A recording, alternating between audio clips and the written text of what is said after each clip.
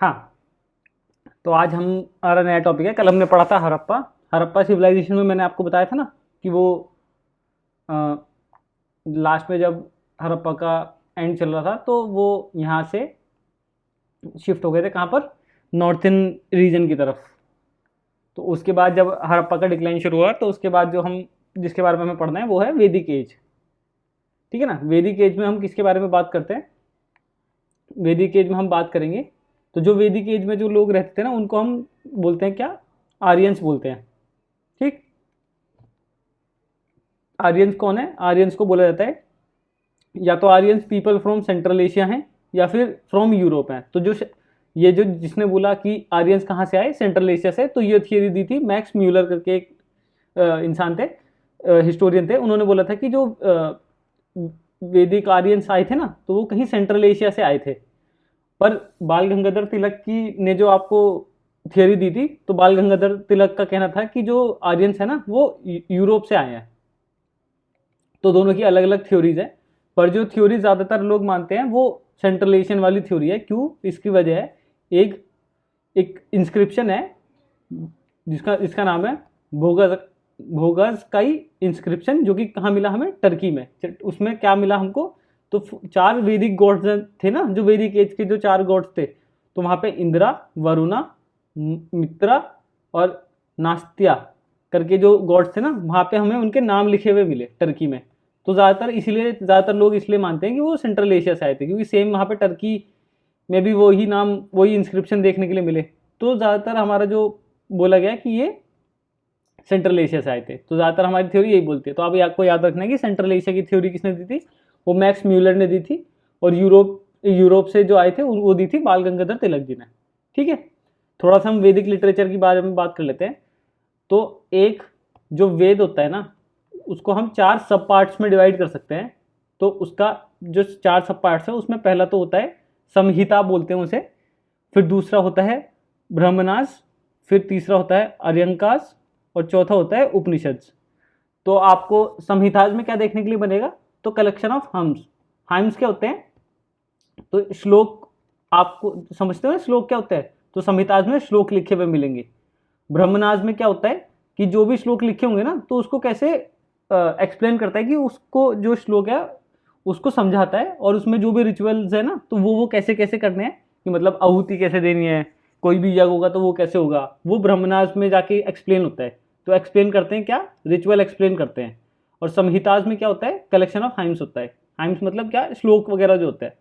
अर्यंकास क्या होते हैं? तो जो फॉरेस्ट में रहने वाले जो लोग होते हैं ना, उनको उनके उनके लिए जो कुछ चीज़ बताई गई है, फॉरेस्ट में रह रहे लोग, या फिर जो बिल्कुल मेन पॉपुलेशन से हट के जो लोग रहते हैं ना एकांत में, उनके लिए जो बताया गया है वो अर्यंकाज में बताया गया है।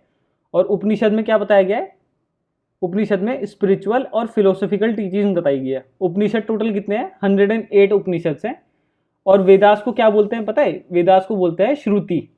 श्रुति क्यों बोलते हैं? क्योंकि वेदास का जो, जैसे वेदास लिखी तो बहुत बाद में गई थी, पर वेदास को एक जनरेशन से दूसरी जनरेशन को हमने बोल बोल के ही ट्रांसफर किया है। तो इसको बोलते हैं श्रुति। श्रुति का मतलब होता है टू हियर, मतलब सुनना। कि जो हमारे जो वेदास है वो पास कैसे हुए हैं? With a word of mouth. कि किसी ए बंदे ने बी को बताया, बी ने सी को बताया, ई एफ जी पे जाके जब वहाँ पे किसी ने लिखा है ये। तो जब से पहले ये क्या था? सिर्फ बोल बोल के बताए जाते थे। तो वेदास हमारी 4 हैं। 4 वेदास में कौन कौन सी आती हैं?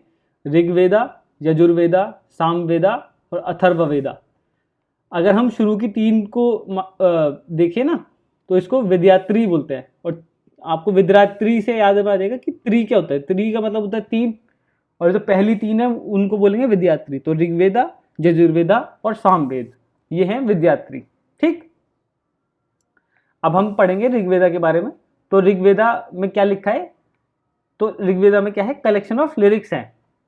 कुछ कुछ लिखा हुआ है वहां पे, लिरिक्स लिखे हुए हैं या फिर कुछ कुछ श्लोक्स लिखे हुए हैं, उसकी पूरा कलेक्शन है वहां पे।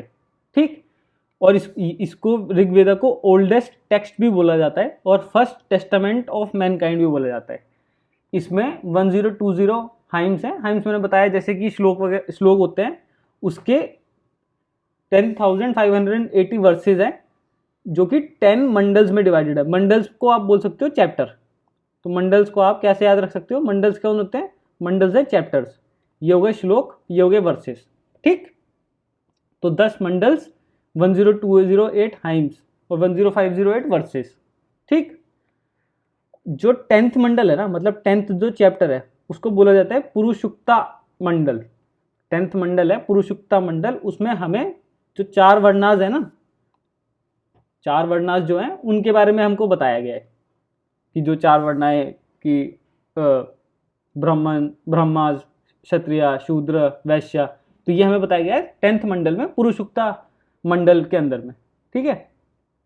और जो ऋग्वेदा के जो श्लोक है, जो हाइम्स है, उनको रिसाइट कौन करता है, तो उनको रिसाइट करने के लिए बोला जाता है कि जो होत्री करके एक है जो इनको रिसाइट करती है, ठीक।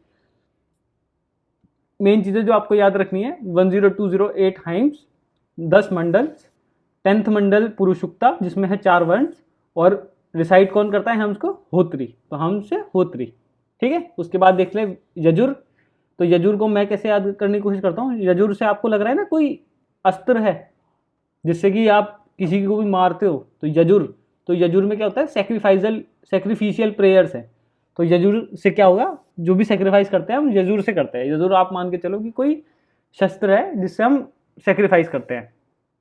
जैसे ऋग्वेदा में होत्री रिसाइड करती थी, तो यजुर्वेदा के जो हाइम्स हैं उसको अदवार्युस करके रिसाइड करते हैं, और इसको 2 पार्ट में हम डिवाइड करते हैं यजुर्वेदा को, कृष्ण यजुर और शुक्ल यजुर, ठीक। तो यजुर में क्या याद रखना है, यजुर क्या है, एक ये अस्त्र है जिसमें क्या लिखा है, जिससे हम सेक्रीफाइस करते हैं, तो आपको याद हो जाएगा सेक्रीफिशियल प्रेयर्स होती है। रिसाइड कौन करता है, अदवार्युस करके एक वो है, वो इसको रिसाइड करते हैं, 2 पार्ट्स में ये इसको डिवाइड करते हैं, कृष्ण यजुर और शुक्ल यजुर, ठीक। उसके बाद जो तीसरी है उसको बोलते हैं सामवेद। तो शाम को आप क्या करते हो, शाम को आप बातें करते हो, चैट करते हो, तो आप कैसे याद रखोगे, शाम को चैट करते हो, तो बुक ऑफ चांट्स है इसमें। इसको कौन रिसाइड करता है, उगात्री इसको रिसाइड करती है, और ये इंपॉर्टेंट किस लिए, इंडियन म्यूजिक के लिए। इसमें बस इतना याद रखना है आपको, इसको रिसाइड कौन करता है, उगात्री, उगात्री इसको रिसाइड करता है, बुक ऑफ चैंट्स है। तो शाम को आप क्या करते हो, चैट करते हो, तो आप ऐसे याद रख लेना। यजुर को आप कैसे याद करोगे कि यजुर एक यंत्र है जिससे आप सेक्रीफाइस करते हो, ठीक। चौथा इसमें है अथर्ववेदा। अथर्ववेदा में क्या है, बुक ऑफ मैजिकल फॉर्मूलाज, तो इसमें क्या है, तीनों आप याद कर लोगे, 4th आप एलिमिनेशन से कर लोगे।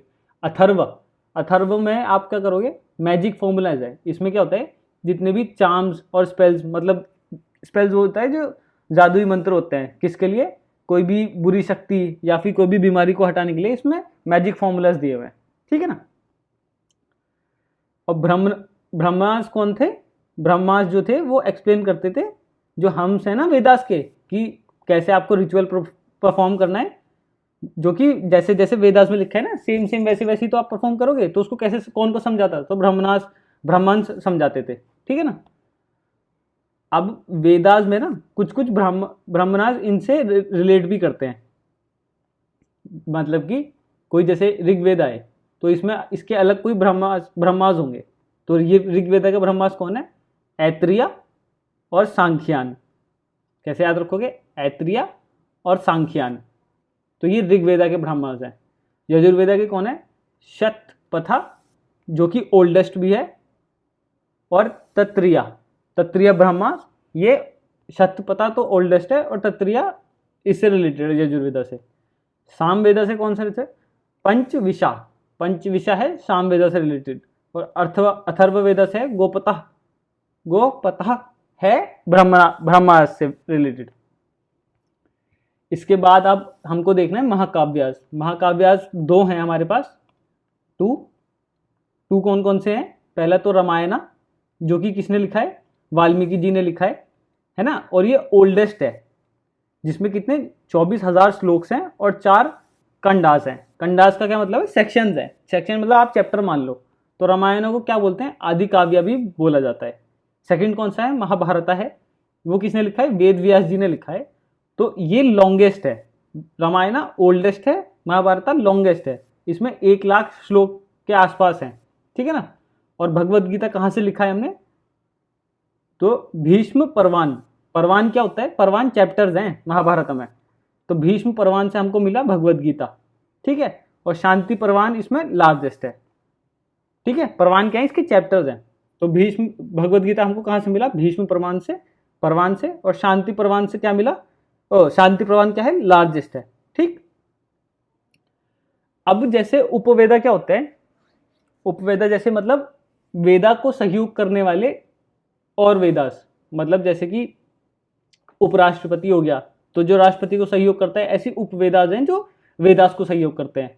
तो आयुर्वेदा जो मेडिसिन से रिलेटेड है वो किसका उपवेद है, ऋग्वेदा का। गंधर्व वेदा किसका उपवेद है, सामवेद का। धनुर्वेदा आर्चरी किसका उपवेद है, यजुर्वेदा का। गंधर्व वेदा किससे रिलेटेड है, म्यूजिक से, तो सामवेद। जैसे मैंने आपको बताया था ना, यहाँ पे सामवेद म्यूजिक से, इंडियन म्यूजिक के लिए भी इंपॉर्टेंट है, तो इसलिए गंधर्व वेदा इसमें आता है। आयुर्वेदा ऋग्वेदा में आता है। और शिल्पवेद जो साइंस से रिलेटेड है वो अथर्ववेद में आता है। तो आप मान के चलो, ऐसे याद कर लो आप इसको। मेडिसिन तो आप आयुर्वेदा में याद कर लोगे, ऋग्वेदा में। गंधर्ववेदा आपको बताया इंडियन म्यूजिक से रिलेटेड है, तो सामवेद में आएगा। यजुर जो आप पे वज्र था, यजुर मैंने बताया ना, यजुर क्या है, आप पे अस्त्र है। अस्त्र कैसा हुआ, आर्चरी वाला, मतलब आप मान के चलो तीर कमान है आपके पास, तो धनुर्वेदा किससे होगा, यजुर। और शिल्पवेद अथर्ववेद मैंने बताया था किसके लिए होता है, चांट्स, इसमें स्पेल्स वगैरह दिए हुए हैं, तो उससे आप क्या करोगे, आप मंत्र वंत्र पढ़ के आप साइंस से क्या करोगे, डिजीज ठीक करोगे। तो आप इसे ऐसे याद रख सकते हो उसके। ठीक है, ये तो हमारा वेदास के बारे में थोड़ी इन्फॉर्मेशन होगी। अब जो जैसे जैसे लोग रहते थे अर्ली वैदिक पीरियड में, उसके बारे में हम थोड़ा सा पढ़ेंगे। तो जैसे अब आप मान के चलो, जैसे ऋग्वेदिक पीरियड में बोला जाता है कि कुछ इस तरीके से लोग रहते थे। जैसे आप देख रहे हो कि यहाँ पे गाय हैं, ठीक है ना, लोग यज्ञ कर रहे हैं, अपना नॉर्मल ऐसा मिट्टी का घर है, ठीक है ना। बहुत जैसे हड़प्पा की क्या थी, अर्बन सोसाइटी थी, इनकी इतनी अर्बन सोसाइटी नहीं थी, ये थोड़ा रूरल सोसाइटी की तरफ ही थे। क्योंकि जैसे हड़प्पा में क्या था, आपको देखने को मिलेंगे कि ब्रिक वाले घर, मतलब ईंट के घर देखने के लिए मिलेंगे। यहाँ पे आपको देखने के लिए मिलेंगे मिट्टी के घर ज़्यादातर देखने के लिए मिलेंगे। तो मैंने आपको जैसे बताया था, ऋग्वेदा वाले जो लोग हैं उनको क्या बोलते हैं, आर्यन। और ये कहाँ रहना शुरू किया था इन्होंने, सप्त सिंधु, मतलब जो सिंधु नदी है ना उसके आसपास इन्होंने रहना शुरू किया था। ठीक है, क्या था इनके, पहले ये क्या करते थे, चरवाहा होते थे, और एग्रीकल्चर बहुत ही मिनिमम लेवल पे करते थे। चरवाहा मतलब जैसे ये जिनके पास बहुत सारी काउज होती थी, तो उनको बस चराते थे, और उनसे जो भी फूड वगैरह या फिर जो मिल्क वगैरह लेते थे वो यूज़ करते थे। चैरियट्स होते थे इनके पास, रथ होते थे, है ना। पेट्रियार्कल सोसाइटी थी, मतलब जो मेल फिगर होगा घर में बड़ा, उन्हीं की ज़्यादा चलती थी। पर वुमेन की भी जो स्टेटस था ना ऋग्वेदा काल में बहुत सही था, बढ़िया था। वुमेन के पास भी सारे राइट्स थे, वुमेन के पास असेंबली अटेंड करने का भी था। जैसे आप देख रहे हो ना, यहाँ पे यज्ञ में ये मदद भी कर रही हैं, मतलब पार्टिसिपेट भी कर रहे हैं, तो यहाँ पे यज्ञ में पार्टिसिपेट भी कर पा रही थी, ठीक है ना। और शूद्र जो बोला गया है ना, तो जो शूद्र, अब जैसे इनमें ये होगा कि शूद्र कौन थे, तो शूद्र वो लोग माना गया है, मतलब वो लोग भी हो सकते थे। जैसे आपको मैंने बताया आर्यन आए थे सेंट्रल एशिया से, सेंट्रल एशिया से। अब जैसे मैं आपको बता रहा हूँ, जैसे ये वाला मैप देखो आप, सेंट्रल एशिया से यहाँ से आर्यन आए, ठीक है। यहाँ पे कौन है, दासा ट्राइब है, दासा ट्राइब। तो यहाँ पे आके इन्होंने इसको कॉन्कर करा, मतलब यहाँ पे लड़ाई लड़ी, ये जीते। तो दासा से आपको समझ कुछ याद आ रहा है, दास किसको बोला गया, जो दासा ट्राइब के लोग थे उनको दास बोला गया। तो ऐसा माना जाता है कि जो लड़के जिनको हराया ना, इनको ही जो आर्यन है इन्होंने शूद्र बोला। ऐसा हो सकता है, मतलब ये थियरी है, अभी इसका कोई प्रूव नहीं है। या तो शूद्र वो हो सकते हैं जिनको जैसे ये बोलना चाह रहे हैं कि शूद्र आदमी कैसे बना, तो जो ये स्लेव्स होते थे ना इनके, जिनको इन्होंने हराया, इंडो आर्यंस ने यहाँ पे आगे जो दासा क्लैन के लोग थे इनको हराया, तो वहां पे इनको मेरे जो लोगों के हिस्टोरियन के हिसाब से इनको बोला गया कि ये हैं शूद्र लोग। ठीक, इसके बाद इंपॉर्टेंट चीज जो हमको देखनी है वो है रिवर और उनके वैदिक नाम। बहुत इंपॉर्टेंट है, पूछता है। इसमें क्या करेंगे हम, थोड़ी तो रिवर के नाम याद करने की कोशिश करेंगे, थोड़े रिलेटेबल होंगे तो वो याद हो जाएंगे, बाकी हम एलिमिनेशन का यूज करेंगे। जैसे इंडस का नाम था वैदिक में सिंधु, नॉर्मल है, सबको याद होता है। तो झेलम का नाम था वितासा, ये आपको याद करना पड़ेगा। अक्सनी किसका था, छेनाब का। विपासा किसका था, बियास का, ठीक है। परुशनी किसका था, रावी का। अब जैसे सत्युदरी है, तो सत्युदरी से आपको देख लोगे कि एस से ये है तो एस से ही सतलुज है। सरस्वती से कैसे देखोगे आप, सरस्वती नाम है ना, तो सरस्वती और सरस्वती ये आराम से याद हो जाएगा। कुभा काबुल, गोमती गोमा, तो ये तो लास्ट वाले तो आपको याद करने में दिक्कत नहीं होनी है, क्योंकि आप देखोगे उससे मिलता जुलता है। मेन आपको याद करनी है ये, और यही सबसे ज़्यादा पूछता है। इंडस, सिंधु, झेलम, बितासा, अक्षिनी, छेनाब, विपाशा, ब्यास, परूशनी, रावी। ठीक, ये चारों आप एक बार पढ़ लेना, पर जैसे जैसे आएंगे ना वैसे वैसे आप देख के आप रिवाइज करोगे ना, आपको याद हो जाएंगे। तो एक लड़ाई हुई थी जिसको बोला जाता है 10 राजन वॉर, इसको बोलते हैं battle of 10 Kings. Battle of 10 Kings में कौन कौन लड़ा था, सूदास के से कौन लड़ा था, 10 किंग्स थे जो इकट्ठा होकर सूदास से लड़े थे। इनकी लड़ाई कहाँ हुई थी, परूशनी रिवर पे हुई थी। परूशनी रिवर का मैंने अभी आपको नाम कौन सा बताया, परूशनी रिवर है रावी, ठीक है ना। और इसमें सूदास विक्टोरियस हुआ था, और सूदास कौन सी क्लैन का था, भारता क्लैन का था, ठीक है ना। इसकी लड़ाई की एक वीडियो भी है, चलो मैं आप लोगों को दिखाता हूँ कि जो ये लड़ाई हुई थी वो कैसे हुई थी, तो आप देखना है आराम से बैठ के ना। ये है 10 राजन वॉर, ये लड़ाई हुई थी, आप जैसे देख सकते हो यहाँ पे 10 राजन वॉर है, सूदास वर्सेस 10 किंग्स भारता की हुई थी, और ये रिवर परूशनी पे हुई थी, ठीक। और इसमें सूदास जो है वो विक्टोरियस हुआ था, तो बहुत ज़्यादा घमासान वाली फाइट हुई थी, आप देख ही रहे हो जैसे, है ना। बहुत ज़्यादा ही लड़ाई इसकी हुई थी और बहुत बड़ी लड़ाई थी। तो यहाँ पे जो भी विक्ट्री जिसे मिली होगी वो बहुत बड़ी बात हुई होगी, ठीक है ना, यही दिखाना चाह रहा था। तो सूदास इसमें विक्टोरियस हुआ और वो जीत गया, और भारता क्लैन का तो वो था, तो वो विक्टोरियस हुआ। लड़ाई आपको मैंने दिखाई दी, बहुत ज़्यादा खूंखार लड़ाई हुई थी, ठीक है। उसके बाद अब हमको देखना है, हाँ, पॉलिटी के बारे में थोड़ा सा देखना है कि पॉलिटी कैसी थी ऋग्वेदा काल की। ऋग्वेदा काल में सबसे छोटा होता था ग्रामा, ग्राम, ग्राम से आप समझ ही गए होंगे ग्राम क्या होता है, विलेज को बोल देते हैं। उससे बड़ा होता था विस, उससे बड़ा होता था जना, और सबसे बड़ा होता था राष्ट्र। तो जो ग्राम का हेड कौन होगा, ग्रामनी उसका हेड हो जाएगा, विश का विशपति हो जाएगा, जना का गोपा हेड हो जाएगा, और राष्ट्र का राजन हेड हो जाएगा, ठीक। कुछ कुछ यहाँ पे लोग भी थे, जो पुरोहित था वो प्रीस्ट होते थे, सेनानी आर्मी चीफ हुआ करते थे, और ग्रामीणी जैसे मैंने ऊपर बताया विलेज हेड हुआ करते थे। इसमें 2 असेंबलीज भी हुआ करती थी जिनका नाम था सभा और समिति। ये क्या करती थी, अगर जैसे आज के टाइम पे हमारे यहाँ पे पार्लियामेंट है ना, सेम ऐसी हुआ करती थी। तो जो भी कोई आर्बिट्ररी रूल होता था ना किंग का, उसको चेक में रखती थी अगर कुछ भी गलत काम करता था तो। और सोसाइटी हमारी 4 वर्णास में बाइफरकेट हुई थी, जिसमें ब्राह्मणास, क्षत्रियास, वैश्यास और शूद्र था। और ये बर्थ के उसमें नहीं करते थे, ये प्रोफेशन के ऊपर करते थे कि जिसका जो प्रोफेशन है ना उसको उस वर्ण में रखा जाएगा, ना कि जो जिसमें बर्थ हुआ है उस प्रोफेशन में रखा जाएगा, ठीक। चाइल्ड मैरिज जो थी ना वो चलन में नहीं थी, मतलब चाइल्ड मैरिजेज नहीं होती थी। फादर की प्रॉपर्टी सन को मिलती थी, और काउ की अगर आपने किलिंग कर दी तो उसको क्या बोला जाता, अघन्य। जैसे आज के टाइम में किसी चीज़ को जघन्य बोला जाता है ना, कि आपने जघन्य अपराध किया है, तो वहां पे उस टाइम पे काउ किलिंग को अघन्य अपराध बोला जाता था, ठीक। रिलीजन उस टाइम पे कैसा था आप थोड़ा सा ये देख लो। तो रिलीजन में क्या करते थे, वो नेचर की भी ज़्यादा वर्शिप किया करते थे। लगभग 33 गॉड्स थे जो 3 कैटेगरीज में डिवाइडेड थे। 3 कैटेगरीज में कौन कौन थे, तो पहले जो थे वो थे पृथ्वी स्थाना। पृथ्वी स्थाना मतलब जो पृथ्वी पर रहते हैं, तो वो कौन कौन से थे, तो पृथ्वी, अग्नि, सोमा, बृहस्पति, प्लस जितनी भी रिवर्स थी ना जिनकी ये पूजा करते, जैसे हम गंगा जी की पूजा करते हैं, तो वैसे ही जब भी ये रिवर्स की भी पूजा करते हैं। तो पृथ्वी में कौन है, पृथ्वी, अग्नि, सोमा, बृहस्पति और रिवर्स।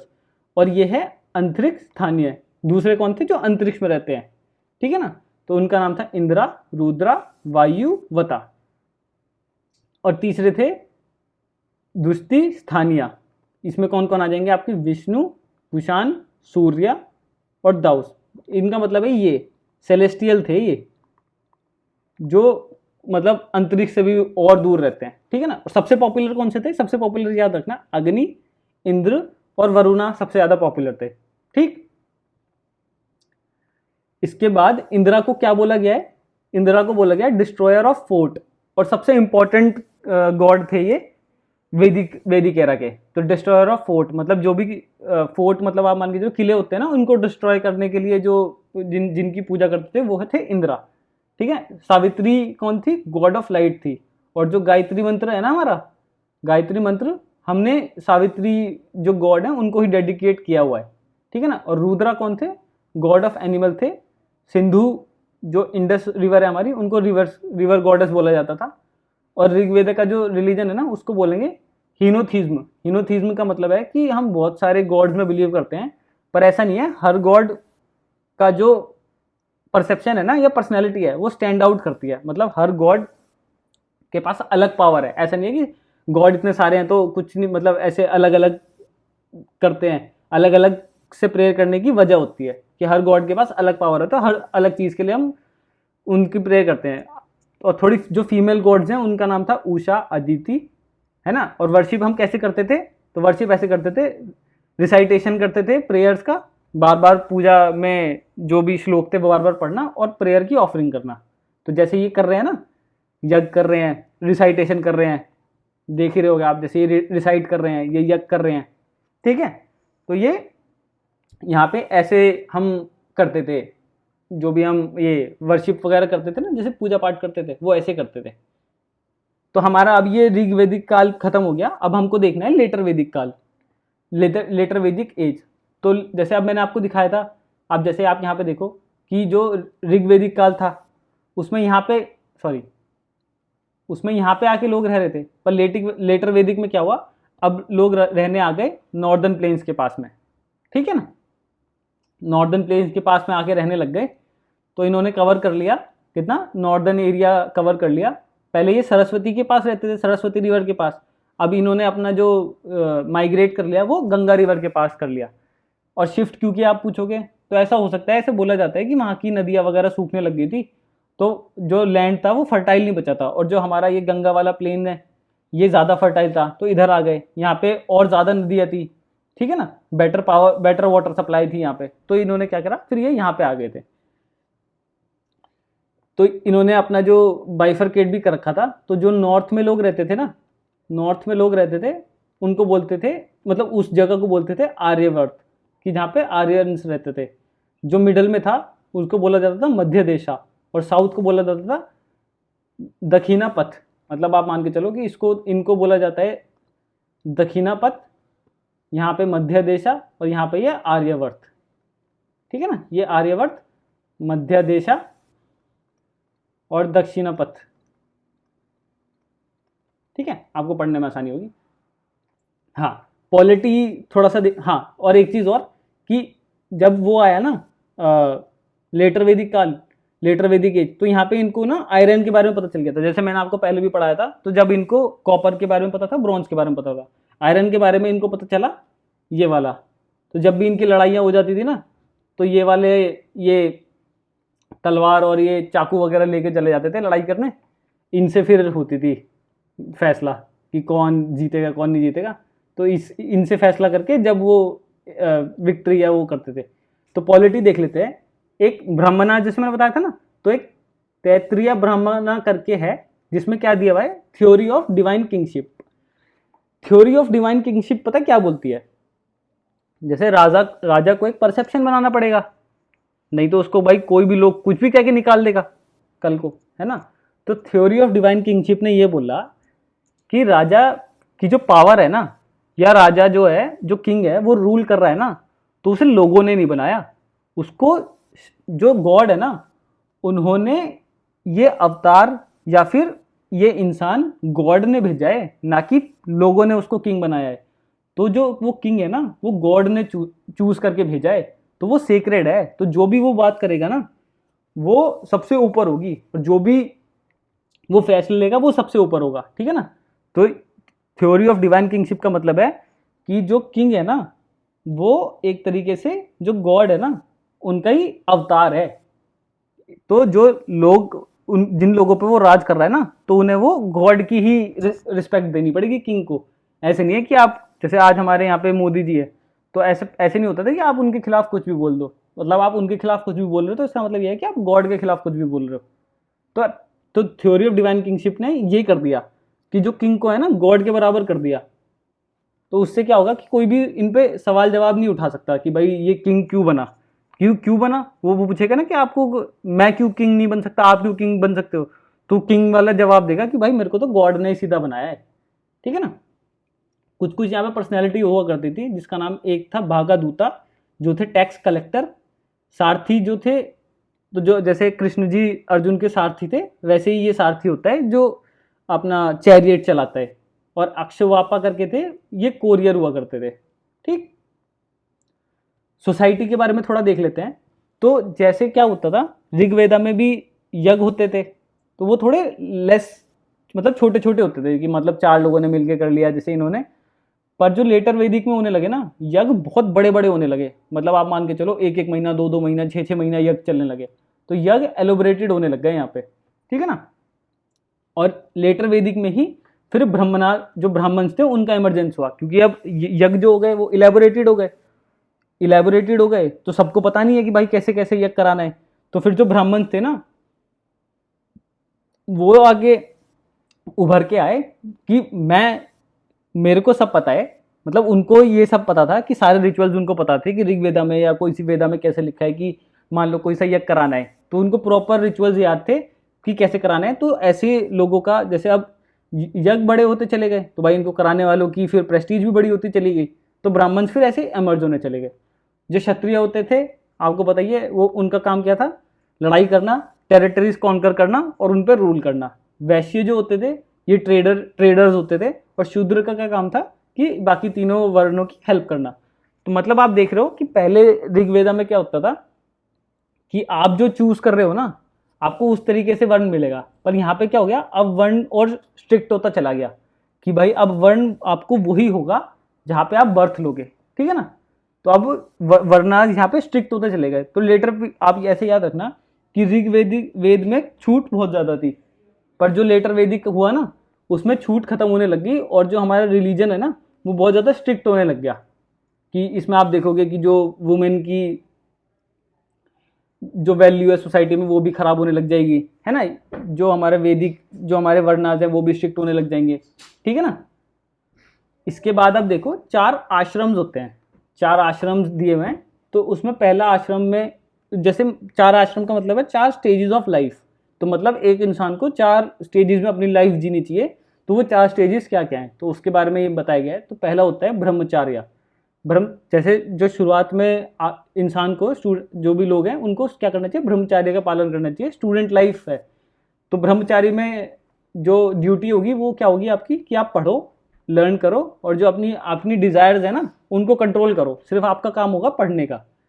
फिर उसके बाद जो नेक्स्ट स्टेज आएगी उसको बोला जाता है गृहस्था आश्रमा। मतलब आप गृहस्था, अब आप हाउस होल्ड वाले सेक्शन में चले गए। तो इसमें ड्यूटी क्या है कि आपकी आप मैरी करो, है ना, पैसे कमाओ और सोसाइटी की हेल्प करो। ठीक है। फिर थर्ड है इसका वनप्रस्था। वनप्रस्था मतलब यहाँ पे आप रिटायरमेंट ले लोगे कि आप हैंड ओवर कर दोगे रिस्पॉन्सिबिलिटी अपने चिल्ड्रन को। और किसकी तैयारी करोगे, स्पिरिचुअल ग्रोथ की तरफ जाने की तैयारी करोगे। और फोर्थ है संन्यास। संन्यास में क्या करोगे, आप जो भी आपकी वर्ल्डली डिजायर्स है ना वो छोड़ दोगे। मोक्ष की तरफ आप जाने की कोशिश मतलब कि जाने का आप जरिया देखोगे। और कंप्लीट डिवोशन किसकी तरफ हो जाएगा, गॉड की तरफ आपको अपना कंप्लीट डिवोशन कर देना है। सही। थोड़ी सी हम वुमेन की देख लेते हैं कि वुमेन के जैसे ऋग्वेद काल में इनका जो सोसाइटी में जो स्टेटस था वो काफ़ी सही था। पर लेटर वैदिक काल में वुमेन का सोसाइटी में स्टेटस क्या हुआ, तो डिक्लाइन होना शुरू हो गया। ऐत्रेय करके एक ब्राह्मणा है, उसमें लिखा था कि daughter is a source of misery. मतलब डॉटर एक सोर्स है किसका, मिजरी का। मतलब इस लेवल पे ये बातें लिखनी शुरू हो गई थी ब्राह्मणा में। तो आप देख ही सकते हो कि कितना लेवल वुमेन का गिर गया था सोसाइटी में। पॉलीगैमी बहुत ज़्यादा फ्रीक्वेंट हो गई थी, मतलब एक इंसान बहुत ज़्यादा औरतों से शादी करनी शुरू कर दी थी। ठीक है ना। वुमेन को प्रोहिबिट कर दिया था किससे, पॉलिटिकल असेंबली में पार्ट लेने से। जैसे पहले तो कर देते थे। और वीविंग मतलब सिलाई बुनाई ज़्यादा प्रैक्टिस करने वुमेन शुरू करने लगी थी। और सभा और समिति के बारे में बताया था ना, तो पहले क्या होती थी वो किंग के उसमें चेक रखती थी। पर अब क्या हो गया कि इन सब में जो डोमिनेट करने लग गए ना नोबल्स और ब्राह्मण्स, ब्राह्मण्स जो होते थे ना, वो सब इन पर डोमिनेट करने लगे, तो ये इनकी डोमिनेशन हो जाएगी, तो किंग को कोई ज़्यादा, किंग इनको फेवर करेगा तो ये कुछ ज़्यादा बोलेंगे नहीं, तो ये मतलब एक तरीके से नाम की ही बची थी अब। और एक विधाता करके थी, वो तो कंप्लीटली डिसअपियर ही हो गई थी। सही बात। अब थोड़ा रिलीजन के बारे में देख लेते हैं। तो मैंने आपको बताया था कि जो ऋग्वेदा था ना, उसमें इंद्रा और अग्नि है ना पावरफुल गॉड थे, मतलब पॉपुलर थे, पर यहाँ पे ये पीछे बैकफुट में चले गए थे, मतलब ये पॉपुलर नहीं बचे थे। अब पॉपुलर कौन हो गए थे? प्रजापति, ब्रह्मा, विष्णु, रुद्रा। रुद्रा को बोला जाता है कि ये इनका शिवा ही ना, शिवा को ही रुद्रा बोला जाता है, ठीक है ना। ये प्रोमिनेंस में आ गए थे अब, है ना। प्रजापति को सुप्रीम गॉड माना गया था, जैसे इंद्रा तब के सुप्रीम गॉड थे, प्रजापति आपके सुप्रीम गॉड थे, ठीक है ना। एक है बृहदन बृहद बृहदरण्यका उपनिषद, जिसमें क्या दिया था? थ्योरी ऑफ ट्रांसमाइग्रेशन, पुनर्जन्म। आपने देखा ना, पुनर्जन्म कर्म, तो ये वाली थ्योरी कौन से उपनिषद से आई थी? तो बृहदरण्यका उपनिषद से आई थी ये, ठीक है। कुछ कुछ लोग थे इसमें, इसके इनके बारे में भी आपको पढ़ना पड़ेगा, ये पूछ लेते हैं। तो 12 रत्निनीस बोलते हैं इनको, सतपथा ब्राह्मणा में ये लिखा हुआ है। तो मतलब पुरोहित, पुरोहित कौन थे? प्रीस्ट। महिषनी कौन थी? क्वीन को महिषनी बोला जाता था। युवराज किसको बोला जाता था? प्रिंस को। सारथी आपको बताया चैरेटर होता था। सेनानी जो आर्मी का जनरल होता था। ग्रामीणी विलेज का जो हेड होता था, ये बोलते हैं। संघा हिरता, संघा हिरती ट्रेजरर को बोला जाता था। भागादूता टैक्स कलेक्टर को बोला जाता था। और अश्ववापा कोरियर को। तो पहले मैं आपको ये थोड़े बहुत पढ़ा चुका हूँ, थोड़े बहुत इसमें नहीं है, ये आप देख लेना। इसमें इंपॉर्टेंट आप ये है कि जैसे कुछ तो आपको याद हो जाएंगे, जैसे युवराज है, सारथी, सेनानी, अक्षवापा, भागादूता, ग्रामिणी, ठीक है ना। जो ये नहीं याद होंगे, या तो आप उसको एलिमिनेशन से करने की कोशिश करना, या तो फिर आप क्या करना, इसमें सारे ही कुछ टॉपिक के या फिर कुछ इसका निमोनिक्स बना के याद करने की देखना। और हाउसेस कैसे थे? मड ब्रिक्स के ही बनाते थे ये। जैसे हड़प्पा पे क्या था, इनसे पुरानी थी पर वो बर्न ब्रिक्स के बनाते थे, ये मड ब्रिक्स के ही बनाते थे। जैसे मैंने आपको ऊपर दिखाया ना इनके घर के बारे में, कैसे घर हुआ करते थे, ये आप देख रहे होगे, ऐसे घर हुआ करते थे इनके मड ब्रिक्स के, ठीक है। हाँ, अब हमको और क्या देखना है? हाँ, अब हमको इकोनॉमी देखनी है कि इकोनॉमी कैसे थी। तो इकोनॉमी में क्या हुआ था कि लेटर वैदिक में ना, पहले क्या थी? काओ वैल्यूबल हुआ करती थी, पर यहाँ पे अब चेंज ये हुआ कि लैंड ज़्यादा वैल्यूबल होने लग गया। क्योंकि पहले क्या लोग थे, वो पहले पास्चर थे, जो लोग भैंस गाय चराते थे, तो वहाँ पे गाय इंपॉर्टेंट होने लगी। पर अब पास्चर से अब लोग क्या होने लगे? एग्रीकल्चर पे शिफ्ट होने लगे। एग्रीकल्चर पे शिफ्ट होने लगे तो भाई अब हमको लैंड ज़्यादा वैल्यूबल हो जाएगी, क्योंकि हमको एग्रीकल्चर करना है उसमें, तो लैंड वैल्यूबल हो गई थी। काओ अब उतनी वैल्यूबल नहीं रही थी। और ये उगाते क्या कहते हैं? राइस, बार्ली, सीसम, व्हीट, ये सब उगाते थे, ठीक है ना। और यहाँ की जो पॉटरी थी ना, जैसे मैंने आपको कल हड़प्पा में दिखाई थी, यहाँ की पॉटरी थी पेंटेड ग्रे वेयर, मतलब ये ग्रे कलर की हुआ करती थी, और इन पे ना अलग अलग तरीके से नक्काशियाँ पेंट किया करके रखते थे। तो ये जैसे ग्रे है ना, तो ये ग्रे हुआ करती थी, क्योंकि ये ठीक से पका तो पाते नहीं थे, तो ये ग्रे थी।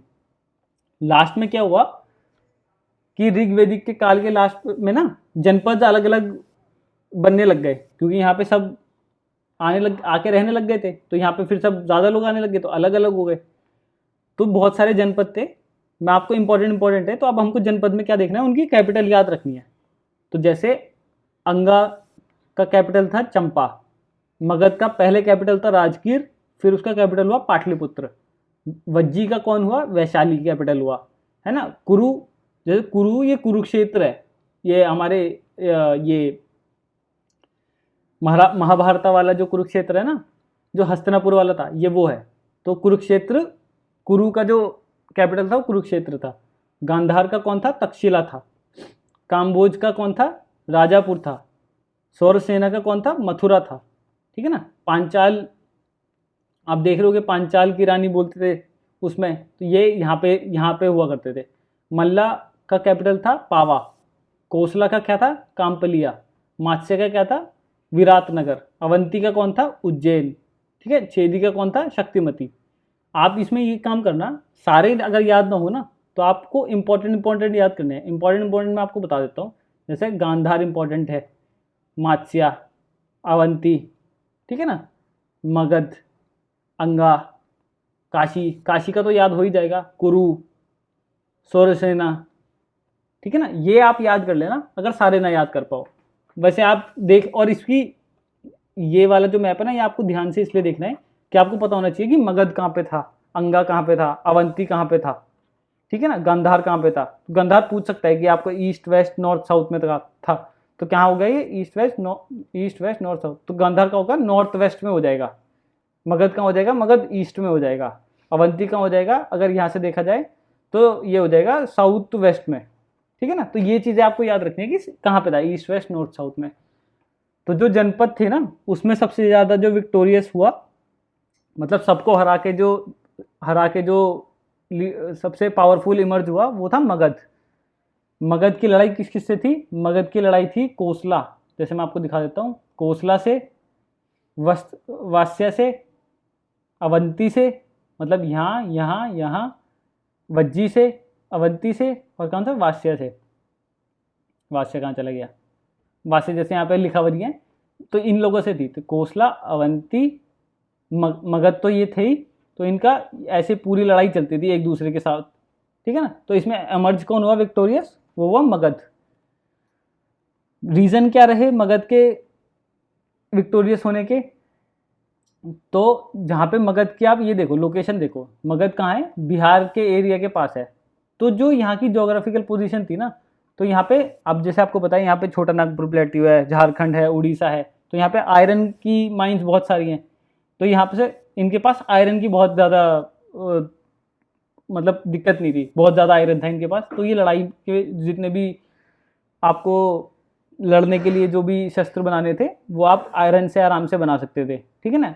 एलिफेंट इनके पास बहुत सारे थे। तो पहले क्या बाकी के लोग क्या यूज़ करते थे, हॉर्सेस वगैरह यूज़ करते थे, इन्होंने एलिफेंट यूज़ करना शुरू किया बहुत ज़्यादा अपनी लड़ाइयों में, तो उससे बहुत फ़ायदा हुआ। और इनके पास जो एग्रीकल्चरेबल लैंड था ना, वो बहुत बड़ा था, तो इससे क्या होता था कि ये बहुत अच्छी उगा सकते थे। और इनके पास ना एक्सेस में रखने के लिए, जैसे लड़ाई हो गई तो एग्रीकल्चर जो भी सीरियल वगैरह है, जैसे वीट हो गया, तो इनके पास रखने के लिए भी सरप्लस बहुत ज़्यादा हो जाता था। क्योंकि आप जैसे आप देख रहे हो, तो यहाँ पे जो फर्टाइल लैंड है पूरा, तो यहाँ पे आप कुछ भी उगाओगे बहुत अच्छा उगेगा। तो इनके पास जो ज़रूरत से ज़्यादा उगा लेते थे ये। उसके बाद क्या होता था कि इनके पास सरप्लस बच जाता था, तो ये लड़ाई में इनके काम आता था। तो इनकी वजह से ये अपना इमर्जेस विक्टोरियस इमर्ज हुए। पर एंड में क्या होता है, एंड में क्या होता है कि जैसे जैसे ना यहाँ पे ब्राह्मण्स की डोमिनेशन बढ़ती जाती है ना, रिचुअल्स बहुत बहुत ज़्यादा ही बढ़ जाते हैं, यज्ञ भी करना बहुत ज़्यादा एक्सपेंसिव हो जाता है, क्योंकि बहुत बड़े बड़े यज्ञ होने लग गए थे, ठीक है ना। जो सोसाइटी है वो भी वर्णाश्रम की भी स्ट्रिक्ट होने लग गई थी, तो बहुत ज़्यादा हिंदुइज्म में परेशानी आने लग गई थी। तो इस परेशानी को देख के ना कुछ नए रिलीजन्स आए। नए रिलीजन्स क्यों आए, क्योंकि वो नए रिलीजन्स में ये बोले थे कि जो भी हमारा ये रिलीजन चल रहा है ना, ये जो भी इसमें दिक्कतें हैं, जैसे वर्णा की दिक्कतें हैं, ब्राह्मण्स की दिक्कतें हैं, अलग अलग रिचुअल करने की दिक्कतें हैं, कि आप रिचुअल करो तभी आपको फ़ायदा होगा, इन सबको हटाने के लिए हमारे जो नए रिलीजन आए वो थे आपके बुद्धिज़्म और जैनिज़्म, ठीक है। तो इनके बारे में हम नेक्स्ट लेक्चर में पढ़ेंगे। तो आज के लेक्चर में तो बस हमारे लिए इतना ही था। आपको कुछ भी पूछना हो तो आप नीचे कमेंट सेक्शन में लिख देना, कहीं भी आपको कुछ भी समझ में नहीं आ रहा हो तो मैं उसको और दोबारा से एक्सप्लेन करने की कोशिश करूँगा। बाकी तो आज के लेक्चर में इतना ही था बस। Thank you.